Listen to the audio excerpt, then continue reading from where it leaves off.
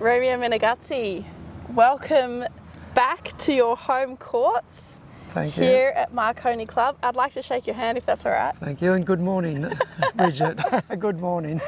Romeo Menegazzi holds the memories of the Marconi Club tennis courts here. Now, you started in the courts back in 1974, I believe.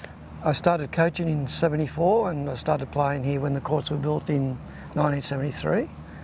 1973 to 1974, when it was just beginning and the culture was forming. You were there right amongst it. Yes. Romeo, tell us a little bit about what it was like in those early days. Okay, before the early days, or before the courts were actually built, I represented the club on external courts in the COPPA Italia. And then in the early days, obviously people like Eddie Camilleri were agitating for courts to be built here, and the courts were built mid-1973 and completed. We had no tennis facilities, toilets, shelter, no lights. But we got together, and committees were formed, volunteers, and we started to work out tennis programs to see what we were going to do with these courts. And these are the courts that we're sitting on today? These are the original courts. The fences are the same. The surface has changed. The colour, or? The surface was loam. Okay. What's loam like? Not as slow as this carpet, but a little bit faster. Need a lot of maintenance, and you could slide very well on the courts. Plastic lines, yeah. That's where I grew up. I played on loam, and a lot of players in this area did, and they loved it. Was the ball fast or slow?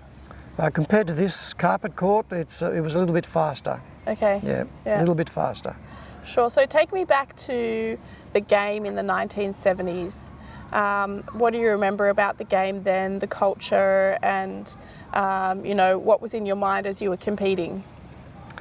Okay, well, first of all, start with the equipment. We used wooden rackets, smaller heads than today, so the equipment was different. We were just getting out of the era from where balls were not pressurised to pressurised cans, so we had good tennis balls to play with. So that was the first thing. The equipment was different. I think in those days, as we were starting to start the tennis programs, we were trying to get people involved, not necessarily to run tournaments or represent the club and straight away go to a higher level. We just wanted players to come. You wanted people to play tennis? That's right, yeah. To be part of the community here, and because what is it about tennis that is so magical for you? Tennis, of course, apart from the joy of getting the physical exercise, letting out your emotions as you play, it's also meeting the people, and you have many opportunities to chat to people between points, after the point, and after you played a few sets. I played a lot of team tennis, which I enjoyed. I probably enjoyed that more than tournaments. So the team aspect and the people aspect was, I think, important for me. Yeah, I think that tennis is it's that combination of fun and competition, so you have to moderate your passions with a sense of, you're with other people, so you have to you can't get too frustrated because other people will be affected, or like, how do you manage your emotions, or, the fun element with the competitive element? I always try to adjust my play to whatever situation I was in. So if it was we were having a social game or a family night, and I would adjust my play, my fun to that level. If I was playing competitive tennis, less mucking around. I probably didn't talk too much, apart from yelling and screaming on the court. Yeah. Yours, mine, etc. I did do a lot of that. You're so focused. I certainly made sure who had to get that ball. Yeah. Yeah, I love that because there's intentionality and purpose, and it's shifting, isn't it? I think that's part of I love the game of tennis is the creativity. There's a lot of, it's not just hitting the ball over the net. It's like, the timing, the adjustment, the flair, the creativity. It's a lot going on, I think, particularly for a tennis player because it's also quite expressive. Yes, you could always have your little comments to your partner after each point, and I enjoyed that factor, and as well, it was the fun factor too. Yeah, and I think when you were coaching, take me back to when you were coaching in the 1970s. You're trying to get across that love for the game. Talk to me. I'd love to hear a little bit about your techniques and how you engage with the kids and what you were trying to pass on there. Okay, it was a little bit different when I started. I never did a formal coaching course to learn about coaching. I had a high school teaching certificate as far as teaching qualifications, coaching qualifications if you call them that. But I always like to absorb what I observed from other tennis players and what they said. So I found that in those days I was trying to teach the kids just the basics, how to hit a ball over, not necessarily to be the best. That's not the goal, is it? The goal was not to be the best. I said, if you happen to become the best, that's all good fortune to you and your efforts. But you have to enjoy it because then it'll become the game of the lifetime. If you become too focused on the winning side, you may find that you don't like it at a certain point when things are hard. You play higher levels and lose. So I tried to get the players to enjoy it. I didn't have a lot of games in those days. I did coach right until about 7 years ago, and there were more games. Here at Marconi? Here at Marconi with Stuart Wicker. I can understand the fun factor that you had to bring in to engage the students straight away.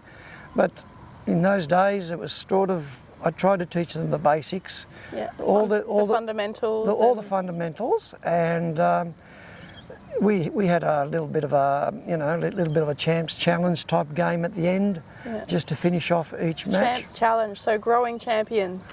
Yeah, you just have the players rotating and trying to knock off the player that's been on there for 3 shots. Yeah. They knock them off and they're sort of become the champs. Become the champions. So that was one of the games I enjoyed, and they liked. I could see they liked it. Yeah, I love that. Okay, so take me back to again the 70s and 80s, and talk me through the changes of the technology and the game. So you started out with wooden rackets, and then the pressurized balls came in, and then where did you go from there? What do you remember? Okay, we started the tennis coaching for juniors here in 1974. Yeah. I had a mentor who. An older gentleman who was a life member of the Fairfield Hardcourt Tennis Association, Doug Gillies. He had his home. He had a home court, and I got to meet him when I was about 15, and I noticed that he was always fostering juniors, and he also enjoyed his tennis, even at the age he was then, which must have been about in his 60s. So I absorbed a lot from him, and when the committee, the Marconi Tennis Association committee, asked me to coach here, I asked them, would it be okay if Doug came initially to mentor me and give me some hints.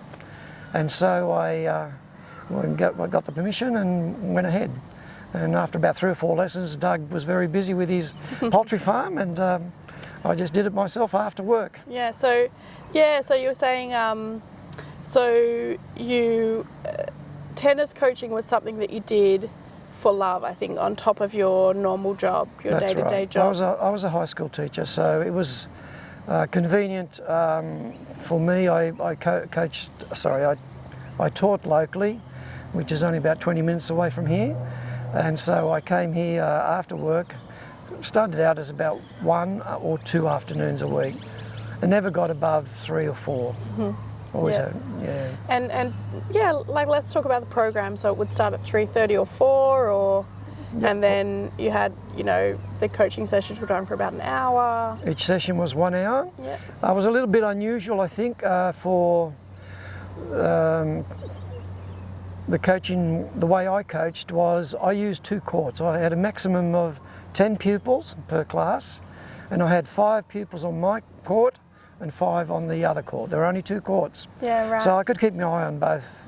Okay. So I engaged whatever the stroke of the day was, or strokes. I gave everyone a chance while they were on this court and showed them the techniques, gave them the encouragement, Yeah. while the others practiced on the other court. Okay. And then we just kept rotating. Right. So you coached across the 2 courts at the same time. You were the one coach for the 2 courts at the same time. Yes, It's quite a bit of space to manage. yes, but because there was only 2 courts and the children were, I was very lucky. I think Yeah. the children were keen. They came because of their own free will. They Yeah. weren't forced. No. And And I think that with teaching and coaching, what students capture more than, you know, the strokes and the fundamentals is the love for the game that the coach or the teacher inspires. And I think if the children catch the love for the game, then, you know, that's everything, isn't it? Yes. And we saw that at the 50th anniversary gala. You know, your students came and just said, you know, one person I spoke to said, I was coached by Romeo. He was the only coach. He was the best coach. And, you know, that's a huge credit to you. So, you know, congratulations, Romeo. Thank you. This is how your students remember you. thank you. Romeo Menegazzi. The other thing was that the club supported junior coaching because they allowed us to monopolise the courts in the afternoons. Okay. So you have to give credit to the committee, the Marconi Tennis Sure. Association committee and the club, and they gave me you know, a lot of support there. As opposed to just monopolising the courts for competition. Correct. Yeah, because Correct. at that time, the Marconi Tennis Association was mainly for 21 years and up, you know, and male tennis players, I believe. The predominance of players was males to start with, probably the first year. Yeah. But there were definitely ladies on the committee and ladies that played, and naturally the juniors could have a hit with the seniors. Yeah. They just couldn't participate in the club championships or Okay. some of the competitions because you had to be a club member. But one of the things that was started out here was a family night once a month, Great. where the didn't matter what age, whether it was a grandpa or grandma and the grandchildren, they all joined in, played round robin doubles, and we had great fun. I love that about tennis is that it is a sport for life, and you can have that intergenerational kind of feeling on court. If you can swing a racket and get the ball over the net and keep the ball in play, you can play tennis. You can play tennis with, you know, no matter what age you are. That's right. Yeah. The other thing was the club also supported the juniors in during the school holidays. I was on holiday as well, so the parents and myself, we ran an all-day tournament. The club provided lunch for the kids, and they just kept playing all day. All day. All day, non-stop. Well, they did have a little break for lunch, but, Yeah. but basically it was just non-stop round robin. Yeah, Short games, just kept going all day. Yeah. If they got bored, they went and played soccer on the oval, kicked the Yeah. ball, Yeah. threw balls at each other, chatted. No mobile phones. Yeah, and that just being together as That's right. people, just working together as a team and the enjoyment. Yeah, there's something, tennis is magical, isn't it? I think, eventually by the time the second or third round robin tennis tournament was held during the year, you'd have the same players come in, they knew each other. Yeah, and they yeah. probably had some rivalries. And Yes, there were rivalry. Oh, I've got to play him. I've got to play her. Or Yeah. it was quite good because some of the parents came and gave their time for the day to help with managing with the lunch and so on, and running the tournament, and they were a great help too. So that was important because if I didn't have the support of the parents, it would have been difficult because I was just more involved with running the tournament. Yeah, sure. But I did keep my eye on how they went and took the occasional photo. Yeah. So, and that's it, isn't it? Is, you know, there's the tennis that's being played on the court, but so much of it is the bits around the tennis. You know, as we were talking earlier, the engagement between points, and it's about, I think, also looking forward to that social interaction, you know, off court as well. And when you're knowing, I think if you've got parents who are, you know, looking after you off court, you know, you can come off, get a drink, have a sandwich, jump back on, how was the game, you know, talking about what you did, you're doing something together. It's like a holistic experience, isn't it? What I liked about the coaching was and the tournaments was if they achieved something in the tournaments, just the kids smile. Yeah. The smile. Just saying, oh, it's my first trophy. Yeah. And just you could see it in their eyes and their smile. It was special for them, and probably. You know, you got to create the atmosphere that it's not all, you know, I've got to knock this person over to get to there. Yeah. No, just if it happens, it happens. Yeah. So yeah.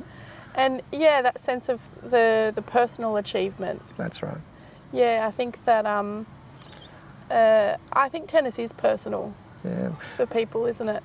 Yeah, I always used to look out for the body language and what the kids used to say to each other when they were playing, and especially if they got on better later on and played competition, I always used to try and mentor them as to how to form a partnership, not to to be conflict type situation, but just to be mentors to each other. Yeah. Yeah.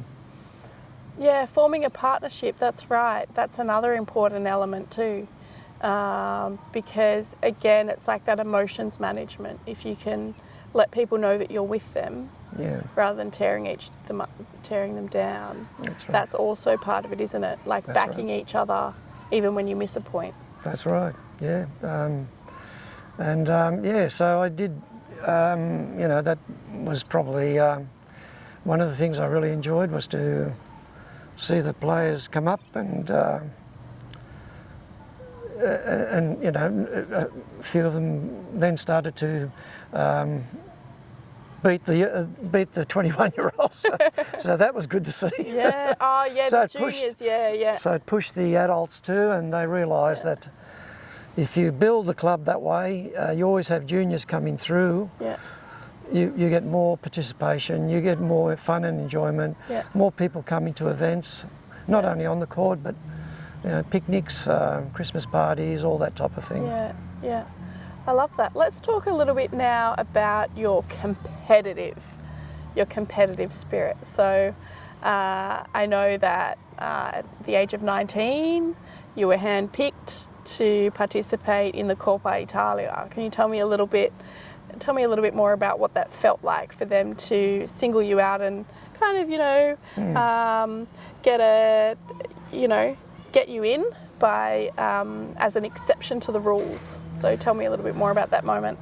Yes, that was a surprise. I was at the stage they came to approach me. I had played a bit of competition tennis, team tennis, and just a few little local tournaments here in Fairfield.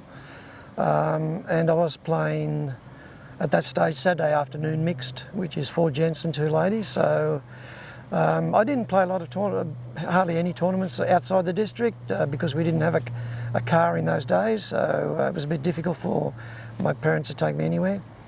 But my father worked with a few people who were on the board of Club Marconi, and naturally talking at work, they said, "Oh, Romeo plays tennis." Dad never pushed me or did anything, or my mum. They just let me play. But they found out that I was playing competitive tennis, so they said they came over to my house where I lived in St John's Park, and I remember them coming up and asking me, "Would you like to represent the club. They said, we haven't got courts, but we've got this cup that we play team tennis against the other Italian clubs, sponsored by the Consulate General of Italy.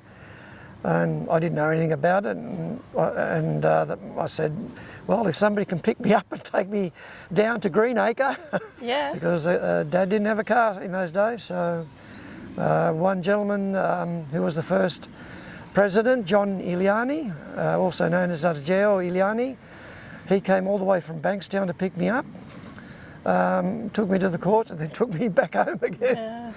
Yeah. I found the Coppa Italia competition was, they were very keen, they were proud of representing the clubs they were playing for. They were all males, and the rules of the competition were you had to be of Italian parentage. Yes.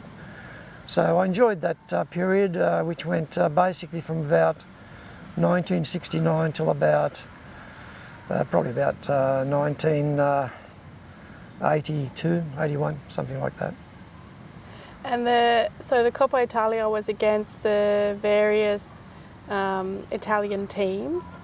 So there are a lot of migrants from Italy who would come out to settle in this area, Bosley Park area, Western Sydney, and there was some strong cultural ties to the regions that they had come from. That's correct. And that's how the Coppa Italia was structured, was that the different regions would compete against each other for this cup. That's right. So yeah, it would have been a lot of national pride and cultural pride involved. That's right. Yeah. Marconi, well, our team, the players came from everywhere, from all the regions of Italy, but one of the original teams in the Coppa Italia, I found out, they were called Fiume, F-I-U-M-E, and that's a region in northeast Italy, close to the border with Yugoslavia, and they were very competitive, and they were the players, they had very good players, and also another team called Diodora, again players from that part of Italy, from the northeast. But as I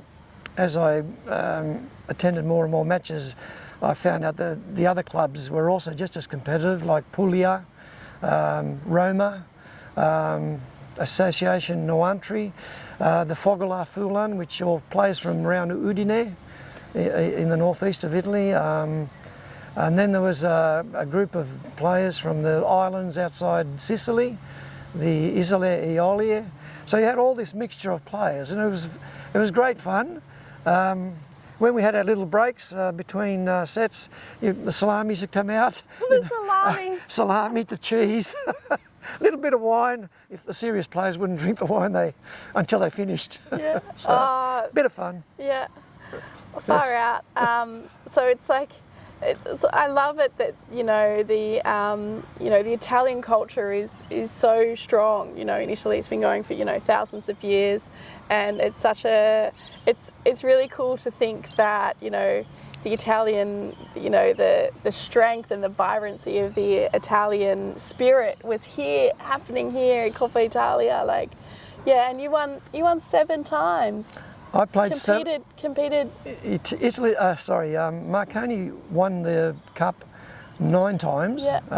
Every time a team won 3 times, they kept the silver cup. I'm sure I played 7 out of the 9. Not sure about the other 2. And how did it feel? This might have to be our last question, but it's a great question to end on. At the 50th Gala anniversary, I saw you pick up the cup for the first time. How did that feel, Romeo? Yes, just nostalgic, because I was looking at the old photos of presentations of the Coppa Italia, and I saw I was never there handling the cup. Oh. Maybe I didn't want to strain. I didn't want to strain myself. But, it was. I think it was the first time there that Was it heavier than you thought? Was it heavier than you thought? No, they said it wasn't cheap. Yeah. The Consul General put in a quality cup, and no, it was heavy. One of them. The other one was a little bit lighter. Yeah. But yeah. Well, Romeo, congratulations on everything that you've achieved here at Marconi. You are you know, you've left such a legacy, and to be here and celebrate the 50th gala anniversary yesterday and see everybody, you know, here, you know, a lot of that is because you passed on a love of the game, Romeo. So, may I say thank you to all the people that were volunteers over the years, especially the first 25 years where we were volunteers running associations. And too many to name, but they know who they are. To all the people who participated, and I thank also Stuart Wicker for having the courage and the confidence and the ability to carry on the next 25 years, and I hope it continues and that he continues fostering the tennis. And I thank yourself, Bridget, and all the people who made the gala day, the celebration, such a wonderful thing. I think most people enjoyed it. Yeah, absolutely. You're welcome. Well, that concludes our interview with Romeo Menegazzi. Thank you so much for your time. Thank you. And we hope to see you on court here at Marconi anytime you want to. Thank you.